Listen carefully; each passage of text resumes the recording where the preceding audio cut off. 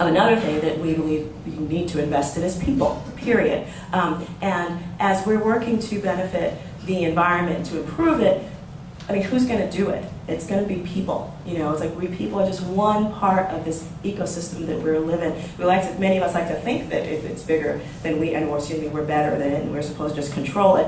But we need to go back to the relationship that all of our ancestors, and not even ancestors that long ago, we're talking 1-2 generations ago, actually had with the land, which is more of a symbiotic relationship and a mutual respect and understanding.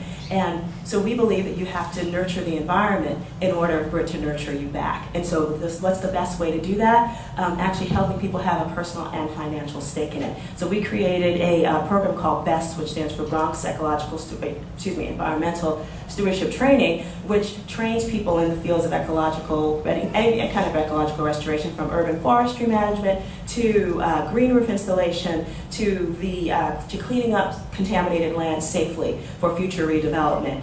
And we're talking about creating the new future green jobs, you know, in this economy, creating a whole new slew of them. And we're real excited because we were able to, this is the 4th year we've been doing this, and our success rate and placement rate is more than 85% at this point, with 10% of the folks that have gone through our training now in college. And almost all of these folks, you know, have been incarcerated at some time. Almost all of them have been on public assistance of some sort. And to see the kind of empowered nature that people develop once they realize that their actions are working to make this world a better place, that's the kind of empowered citizen that this country needs more of. And when people feel like they actually have a stake in the future, and so they're going to make it better for themselves, and I guess what everybody else benefits as well, that's a really, really important thing to see. And another thing that's like super duper important here is that, you know, what Sustainable South Bronx has done is we really work to just make the connection between environmental remediation and poverty alleviation in ways that improve our cities and other areas while supporting the most vulnerable populations in our cities.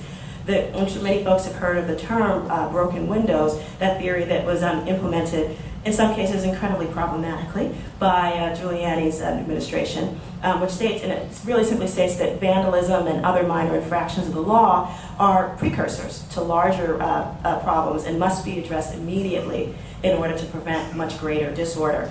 And I have a theory that augments that and we believe takes it to another level, which is, we like to call it the broken branches theory, which brings to bear studies from major universities, and actually this is one of them. I don't hate to digress, but I have to. One of the reasons why I started looking at this horticultural infrastructure stuff was actually specifically because of the University of Illinois. I'm not sure who got the study into my hand, but it came from the Landscape and Human Health Laboratory right here. And it showed like how you can actually, you know, how urban forestry, even like small clusters of trees, do these incredible things. Lower crime rates, lower stress rates, increase self-esteem in young women.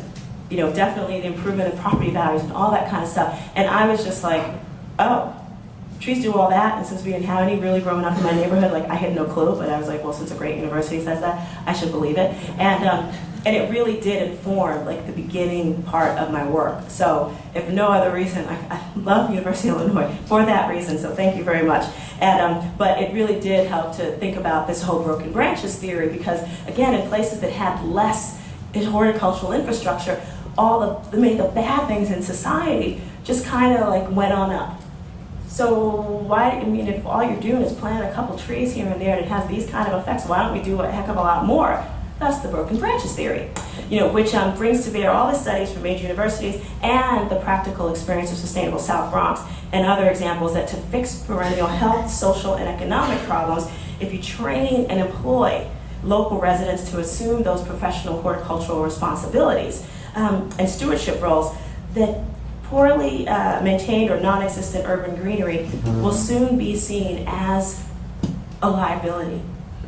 So guess what? We have to green up even more, and so you have to think about it as a priority remediation task. Just like New York City's broken windows and graffitied walls were considered really problematic throughout the 1980s. I'm hoping that not having greenery is going to be considered just that big a problem, especially in our urban areas. And just also think about the environmental services that these things provide. everything. They pay really good dividends on our investment, everything from stormwater management to air quality improvements and reducing urban heat island. Because of course, greenery kind of just reduces your temperature as well as it mitigates global warming too. And the mental health and well-being improvements are also just incredible to have around. We were actually so lucky to be able to afford to hire two folks that came from our BEST program as trainees, and we were able to hire them to basically be greenway stewards, which are, the greenway is coming, it's not quite there yet, but we needed to show people that there were ambassadors for this thing coming to sort of set the kind of example for how we should look at these things coming into our communities. And so what James Wells is doing in this picture right now, he's pruning this tree, and it kind of looks like, no big whoop, but what he's actually doing is a real strategic kind of project. Folks on that block complained a lot about how, because the branches of that tree were so low, lots of illicit activity would happen because that street lamp, the light from it across the street, really strong street light, could not penetrate, through all that darkness. So he pruned the tree so that the light could penetrate, and guess what? There's less crime that happens right underneath that tree, and therefore less on the entire block. So the fact that he was trained and equipped to understand what that tree could do, how it could be pruned in a way that actually allowed it to provide a real need in the community, that technique is actually called crime prevention through environmental design. Excruciatingly cost effective and really useful, and also a service and a skill that we can train people for. We also, again, these guys are actually, they look at things in the context of the neighborhood in which people live and how they actually use it, and think about what are some of the needs. So what's happening here is this particular piece on the street is right in front of a senior citizen center. And for those of us with older family members, know that older folks tend to suffer from something called social isolation.